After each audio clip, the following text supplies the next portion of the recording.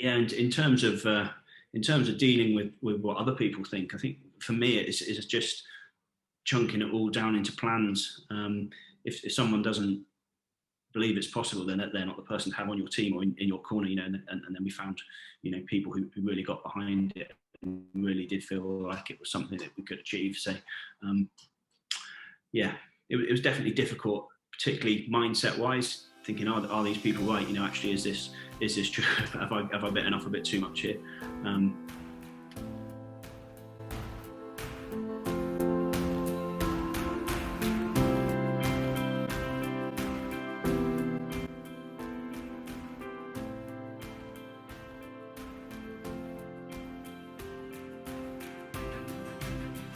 Thank you so much, Neil Heritage, for joining me on this week's Strong Voice podcast. I heard about your recent accomplishments and what you've overcome mentally as well as physically to achieve this, and knew I needed to speak with you to get to know the man behind the story. So thank you so much for joining me. No problem, good to be here. So would you like to share briefly what you've most recently accomplished with regards to that mountain, and then a little bit more about your backstory as well? Yeah, absolutely. So I'm a double above knee amputee following military service. I was injured in 2004, and from sort of learning to walk and getting going again, I've made kind of outdoors adventurous activity and kind of big challenges a really big part of not only my life but a big part of my rehabilitation. Most recently, what you're asking there about, Kate, is the Matterhorn, I'm guessing, and on my third attempt, so the first one being in 2016, I was finally able to summit the Matterhorn, which is a project we've worked on for about 5 years, and it was a fantastic experience. It's definitely the hardest thing I've ever done, but to get it kind of finished and be the sort of first person with my disability to climb that mountain, has obviously been a long-term goal of mine. And better still, I was able to take some guys up from the charity I'm involved with as well. Yeah, I mean, it's a huge achievement for every single person, let alone you being the world's first double above knee amputee to achieve that. Because the Matterhorn isn't an easy mountain. I've been advised against doing it because my level is too low at the moment, but I do hope within 10 years to be able to accomplish it. Oh no, you should definitely go. It's absolutely spectacular.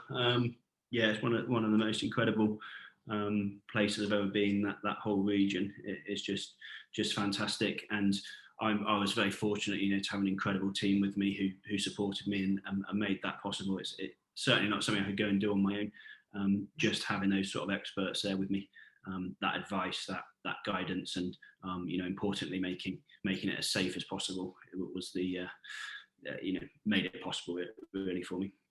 Yeah, and we talked about this briefly last time as well, because we have had a chat offline, and the thing that intrigued me is because this was your third attempt, and some people were perceiving you as your disability. They were looking at you as what they saw as a lack, rather than treating you as a human being who has great abilities at the level you have. And I think the mindset shift really changed it from not being successful into being successful.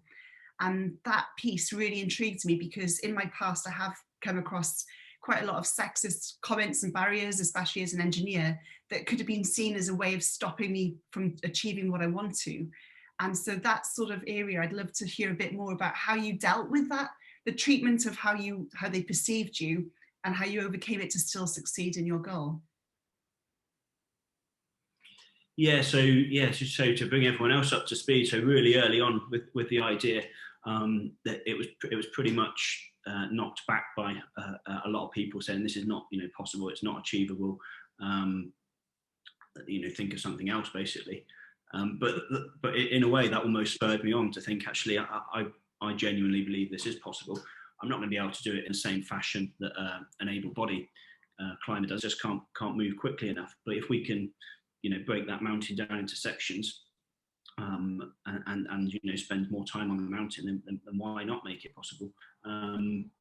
It was pretty difficult actually, because the first attempt was, we didn't get very far. We probably got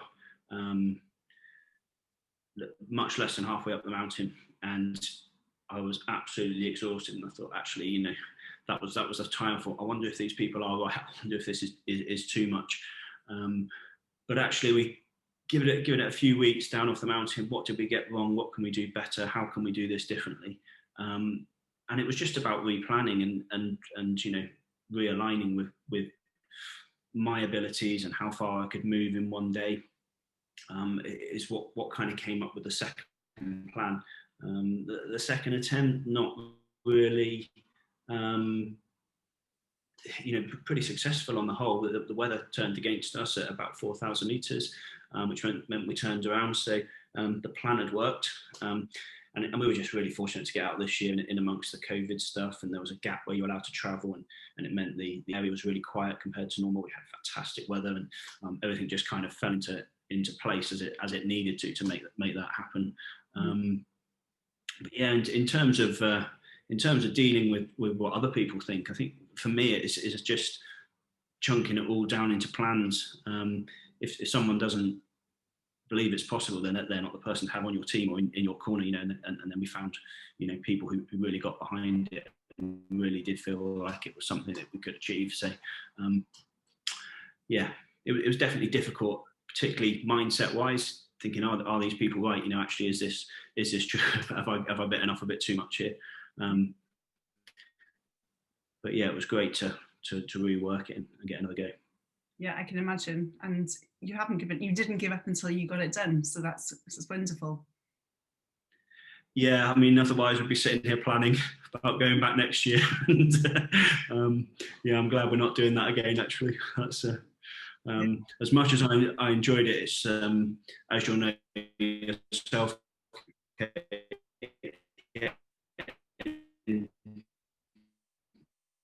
getting fun element of the preparation. And so yeah, that is the very time consuming. I'm glad we're not doing that, and it's great that actually instead we're focusing on other things with the charity and other things for other people to get involved in. Yeah, and can you share a bit about the charity as well? When was it formed, and what's the ethos behind that? So Climbing to Recovery, it's a veterans charity. We formed in 2016, and the idea is to get guys who've been either injured physically or mentally back outdoors, back doing things, enjoying sort of mountaineering and climbing, both in the UK and overseas. Now lots of those guys who've built up and gained qualifications through the program, and some of those working again in the outdoor industry. So it's really about having a kind of club that we're a member of, and on an ongoing basis. We've got people coming back in again and new people joining, and yeah, it's really exciting time actually for the charity. Yeah, and I think it's really needed as well, that it's that reconnection to nature. I see nature as a huge healer as well, as you said, physically as well as mentally. So whenever I'm feeling something or I've got an injury, I usually try and find a bit of nature, disconnect from my phone for a bit, and it grounds me. It gives me that extra perspective to realize that the world isn't over today. There will be another tomorrow. I can get through whatever I'm dealing with at the moment. Yeah, absolutely. Particularly this year, where people have spent a huge amount of time at home, and a lot of time, screen time, and as you say, on your phone and watching telly, and not able to socialise and get out as we normally would. I think the impact of getting events on for people and just the opportunity to meet up and do things and be active and outdoors just makes a massive difference to all of our mental health and well-being, really. Yeah, and you're not also attracted to the mountains, but I know you've done some rowing as well. So I think in 2012 you accomplished something quite enormous. Yeah, I mean, at the time, so I was injured in 2004, and I was fortunate to get involved with a charity that was going to row across the Atlantic and raise some money for other injured troops. And actually, that was at the time a real springboard for not my physical recovery, because I'd done a fair fair bit of that, but mentally that was what really turned the corner for me, you know, being involved in something big like that, and just getting the confidence back that I could go out and do things and achieve big things. It really was, you know, probably a turning point in my own sort of mental rehabilitation. Yeah. Yeah, I haven't done any rowing since. I'm just going to say that now. Long old way. Yeah, 3,000 miles. How long does 3,000 miles take to row? It's a big range. For us, it took 51 days. There's some teams who get across faster than that, and there's teams that have been out well over 100 days. So it really is, you know, a bit of luck on weather and conditions and things like that. So we were pretty fortunate the year we did it. Yeah, and I think, you know, what you just shared resonates a bit with me, because not on the same level at all, can I just point out, but at COVID, quite a lot of my goals for the year and the decade were completely tailspins. And I found myself detailing over the small things. So the little things were starting to worry me or concern me. And as soon as I set the world record challenges that scared me and I thought were quite hard and quite high and almost impossible, the little things stopped worrying me as much, because I had that big project to focus towards.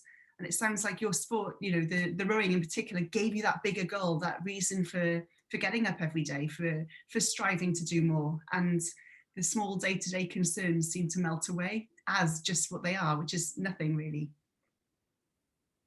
Yeah, absolutely. And, you know, and I enjoyed that so much, that big project around the Atlantic. And, you know, it probably about 2 years in all from when it's an idea and I became involved to, you know, finishing and doing any fundraising we could around it. So it's a real big kind of chunk of time that we were involved with that project. After that, I almost missed it, and I already missed the, you know, the planning and the organising of the Matterhorn side of things is all, you know, and something to train for. So yeah, I think after the Atlantic I was looking for something else, and yeah, the Matterhorn was the idea we came up with. It's taken a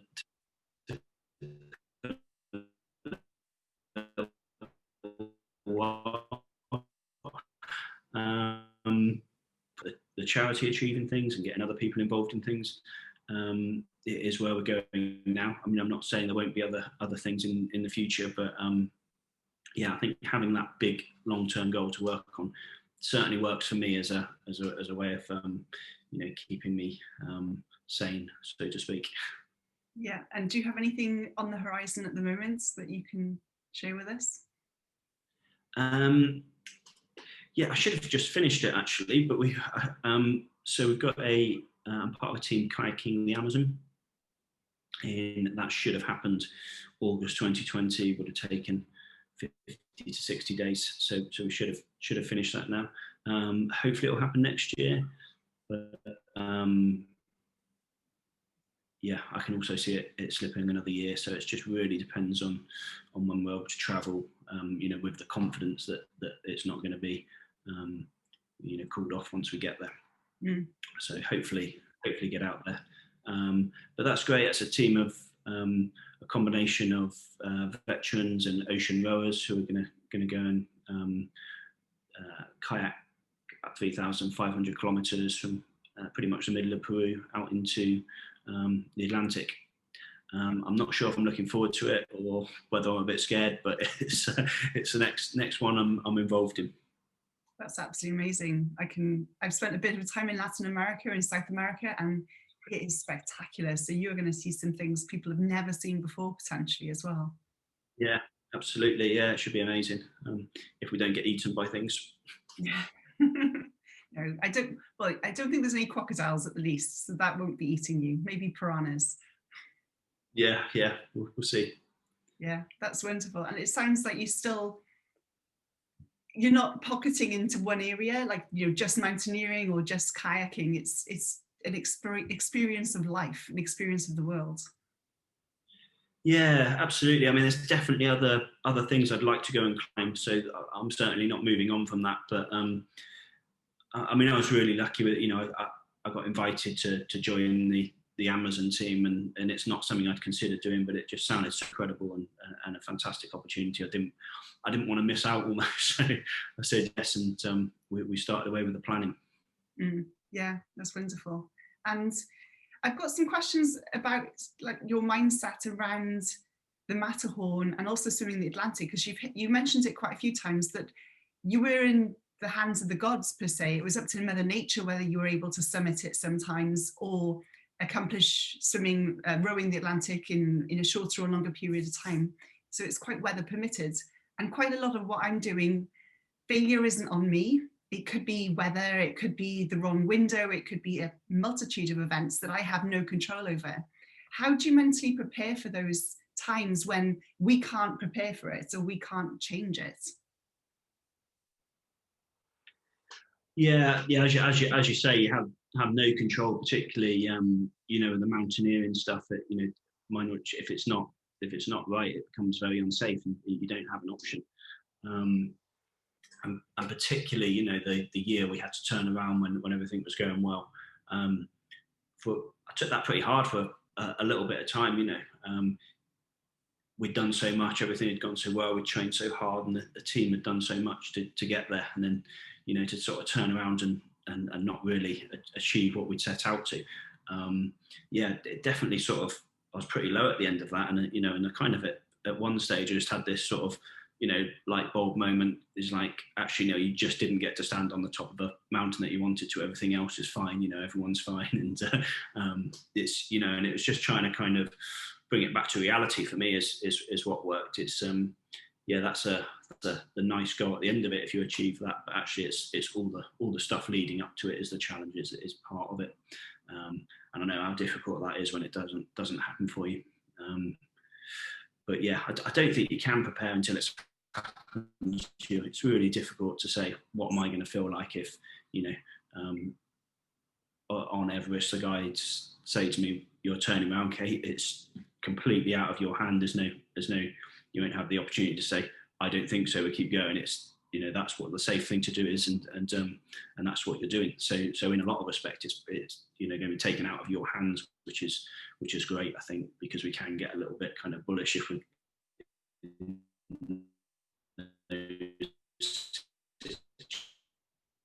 situations, if you put so much in. That's sort of nice to know. Yeah, I think just speaking my thoughts out loud now and how I'll apply what you've shared, I'll most probably make sure I don't get so attached to it. You know, as you said, the top of the mountain, the end of the swim, the end of the cycle, it doesn't mean anything. It's that I've committed to the journey. So if I can focus on today's and not wait for that tomorrow, or I can't wait for this experience, then hopefully if I don't achieve it, it won't be that crash behind it. So it's something I need to practice now, I think, as much as when and if it happens. Yeah, and also like we talked about earlier, it's, if you do achieve it, you're still going to feel like you've lost something, because you were kind of, you know, spent years prepping for this, and then it'll be gone and over, and that feels weird as well, you know, or a little bit, you know, like I say, like you've lost something at the end. Yeah, it's very true, actually. Sometimes the winning is just as sad, if not more, than the not having done, because you can reattempt it. Yeah, you'll have to think of some new things afterwards if you feel like that, Kate. That'll be okay. Gosh. Very good. Yeah, well, I mean, the Matterhorn, definitely, because I won't get that done before till after Everest. Yeah, I think I don't know. It's one of my that just that region. It's just so great. Even if, you know, if it's not going out to do any climbing, just to go and visit that region, it's just incredible. Yeah, I know the Alps quite well, not the Germanic areas. So yeah, it's somewhere I'd love to get exploring. Yeah, lots of fun to be had out there, I think. Yeah. And so if you're a man of planning, just looking at because I mean, it's now mid-November, so people will probably hear that in December, our interview. The 7th of January, I have a world record on a static bicycle, 24 hours. A year and a half later, I'm attempting RAM. 2 months after that, swimming the Channel. And then 6 or 7 months later, I'll be in Nepal, ready for that window to climb to the peak. What would you be doing if you were in my shoes? Because it seems quite far away, a year and a half. What would you be doing in my shoes leading up to those events? I mean, I know you've done a lot of triathlons, so you're kind of used to that transition from one activity to the other. it's really hard, you know, just building up that kind of resilience slowly. To my mind, just for me, the most challenging one there is the RAM in terms of training for. Mm. And I think that's good.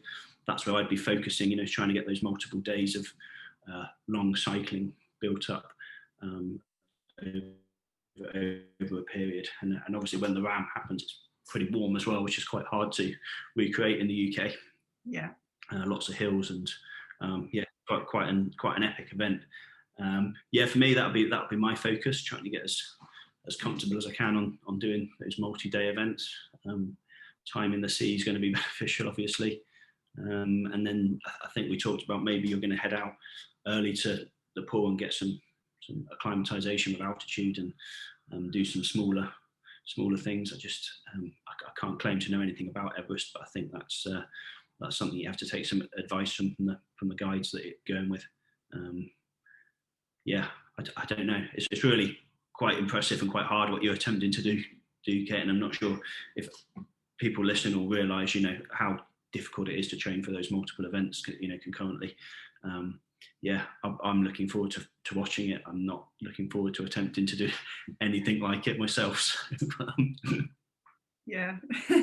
I said it on a whim. It was actually after I just summited Mont Blanc, and I was on the elation of the high of when you reach the peak of a mountain and you see the opening of the world, the sunrise, tears down my face. It was just the most magical moment I'd experienced.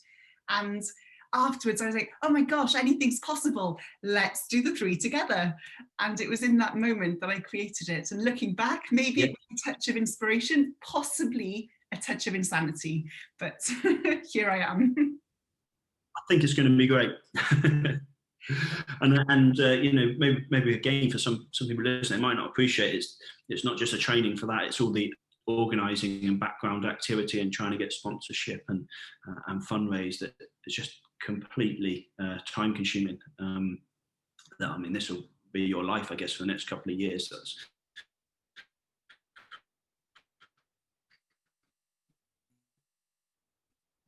all you're going to be doing. And a bit, I think, Kate. Oh no, you're back. Yeah, sorry, it cut out when you said it. This will be your life, so we can just continue from there. And I'll just do this section with complete fluidity. Sorry, it's my Wi-Fi. Yeah, so just for the next couple of years, this will be, you know, all you're focused on. This will be, you know, probably your work and social time and spare time. That's all you'll be focusing on, and just an you know, incredible commitment, and I'm sure we're all behind you. Thank you. Yeah, and I'm doing my best to use it as a platform for positive change in the world as well, not just the Kate show doing what she wants. And that's about the diversity and inclusion to change people's perceptions of what is possible by certain genders, demographics, abilities as well, that we all are capable of greatness. And it's only what we perceive and project onto other people that seems to cap potential.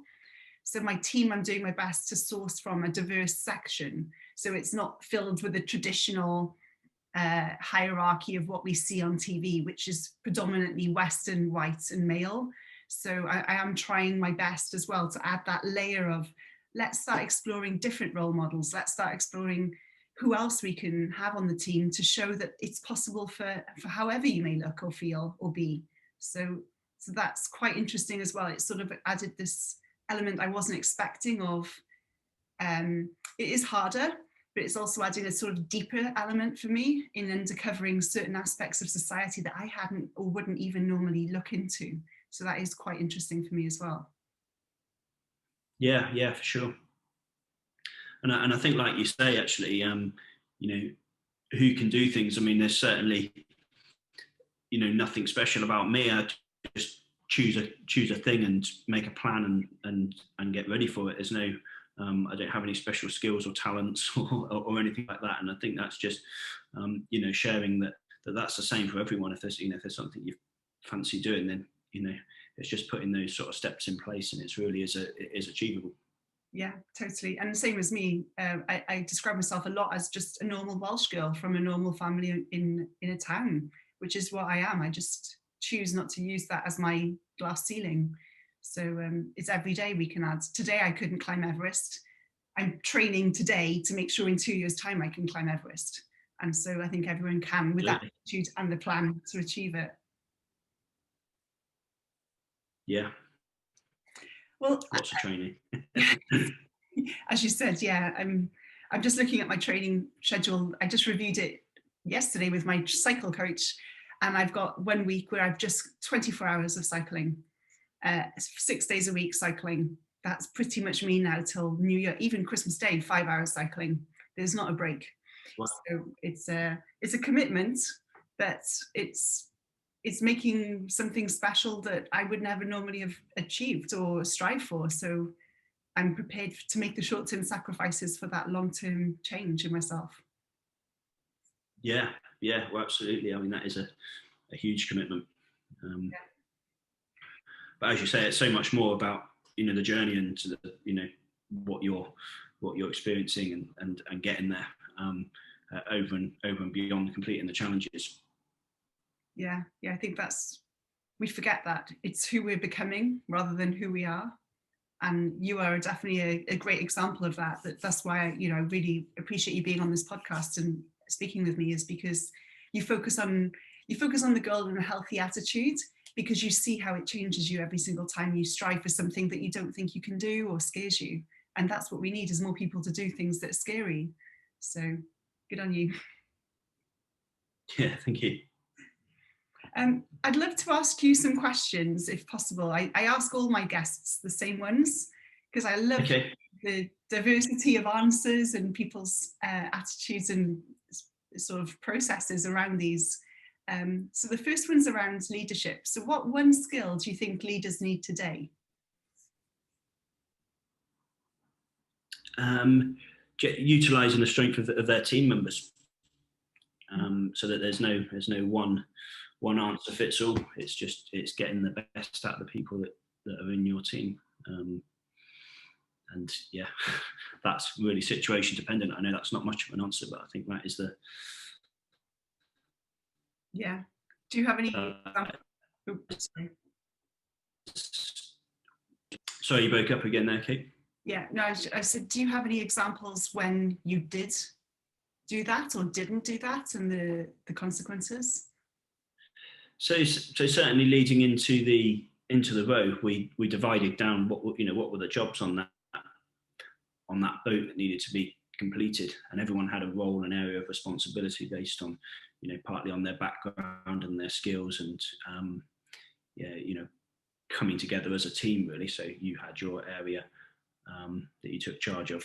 For me, I did all the technical stuff on the boat, with mixed success, but that it gave me something that I was that I had ownership of for that job. Yeah, I think that's important, especially for solo records. When you're climbing the Matterhorn, or when I'm cycling across America, we only see that one individual doing that activity, and we forget the team behind us. So the map reader is just as important, and if not more so, than just the cyclist. So it's about giving each team ownership, and I think that's the skill I'm going to learn to develop a bit better. We'll put it like that. Yeah. So for the Matterhorn, for me, I mean, the way I look at it is it's my job up until we step on the mountain. Then I'm handing over that responsibility to the professional mountain guys. They're 100% in charge as soon as we get into their area of expertise.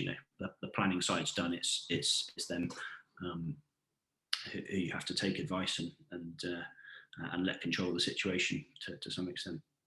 Yeah, definitely. I'll be practicing that on the 7th of January. Yes. Yeah. And the second question: what do you follow more? Is it logic or is it intuition? For me, logic. I know that some people do go the other way, but that's just how my brain works. Well, everything's done in a logical way, quite pre-planned, quite goal orientated. That's again another short answer, but that's how I work. Yeah, I mean, there's no right or wrong answers, obviously. I'm always just curious in in how people are wired. So yeah, thank you. Yeah, for me it's real, we need to get to here, this is the how we're going to do it, and that is how my brain works best, I think. Yeah, wonderful. And I think we've touched on it before, but how do you deal with failure or not achieving your goals? Yeah, I'd be lying if I said it doesn't affect me when something doesn't go wrong. But I think it's just having the presence of mind to at some point step back from that and say, okay, well, what didn't we do right? What happened? What can we change? How can we realign if we want to have another go at that? I mean, I guess also there's an element of saying, okay, well, that isn't for me. Let's leave that there as well. If it's something that is just too far out of reach, or just going to require too much time or commitment, that actually it becomes not worth doing. I mean, the Matterhorn particularly is a good example of that. We just kept replanning it. We got various advice from different people. We redeveloped prosthetics. We came up with other kind of solutions, and that for me was the easiest way, is just to replan and reset the goals. Yeah, I think that's really healthy as well. It's being able to learn from our failures, if you want, as much as the successes. It's that debrief time to come back stronger or more equipped, or, as you said, maybe not even do it again. But there's always a learn within that. Yeah, I mean, I've definitely met people who've set themselves, challenges, and I don't want to pick on people that do Ironman, but they tend to be the ones that I've met the most, and they actually hate what they're doing. It's like they spend most of the time complaining that they're up at 5 a.m. swimming, and I've got to do this, I've got to do that. Well, actually, you haven't got to do that. You're choosing to do this, and it's just kind of make sure it's still something that you're actually enjoying and getting something from. I think is important as well. Yeah, definitely. I really value that as an ex-Ironman as well. But we've got to love the journey. Yeah, sure. So yeah, I do enjoy mornings. So luckily, those 4 a.m. and 5 a.m. runs and cycles were my joy. But I do get your point. If it's not fun, why are we doing it?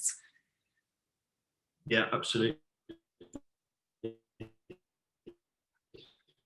And Neil, what keeps you motivated every day? I'm a really kind of restless person, so in terms of what keeps me motivated, I've always got something I'm trying to work towards, whether that's a physical challenge or whether that's something with a charity, or it might even be something with my family that I want to go and do. But I feel like I'm happiest and most content when I've got things that are going on and things to work towards. So for me, it's just having things in the diary moving forward. They don't always have to be physical challenges. As I say, it could be just that I'm going to take my family on holiday or something of that nature. Just something that's going on that I can plan and get ready for. I think that's what works for me. Yeah, that's great. And you've got the next thing coming, like the next mountain or the next horizon in your eyesight as well when you reach the first one. Absolutely. It's the same as we said before. As long as it's fun, if it stops being fun, then we'll stop doing it. It's not about just endlessly punishing myself for the sake of it.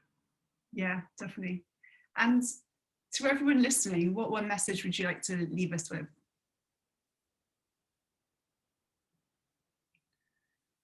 I think just, again, we touched on it earlier. I just think if there's something you want to do, it's just go out and give it a go. At whatever level suits you. There's no kind of requirement to go and try and attempt records or anything like that. If you fancy going for a swim in the sea, then that might be a new thing for you. You don't have to go across the channel, or you don't have to climb up a big mountain. You can go out walking in the hills. We've got some great places around the UK, or a bit of climbing or whatever it might be. I think it's just go and have a go, and keep it fun and beneficial. Yeah, I really like that. It's every day we can do something that's fun, and as you said, whatever level we're at, it's just doing it that's the reward, not necessarily the gold medal, not necessarily the highest mountain. It's just partaking. Absolutely. Yeah. Well, thank you so much for your time, Neil. I really appreciate you sharing your story, as well as your words of wisdom that I will be definitely implementing as I move forward, especially about team and delegation. So I'll be practicing that, much to the joy of my partner, who's has suggested I might be controlling a little bit and micromanaging once or twice. So thank you. And for everyone who's listening, your website, I think, is climb2recovery with the number 2.co.uk. Yes, that's right. That's the charity that we're that I work with. Yeah, and just thanks for having us on, Kate. And we look forward to following all these goals starting in only a few weeks, and the 7th of January. And yeah, best of luck. Thank you so much, Neil. I really appreciate it.